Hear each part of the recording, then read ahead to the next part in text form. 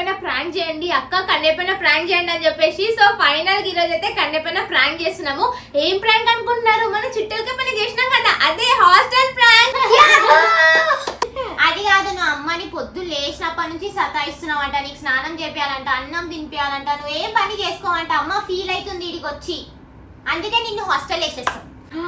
సరేనా? హాస్టల్కి గుద్దు అందుకే పోవాలి హాస్టల్కి.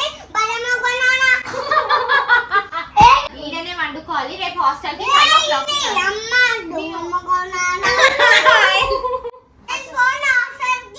ఎందుకు?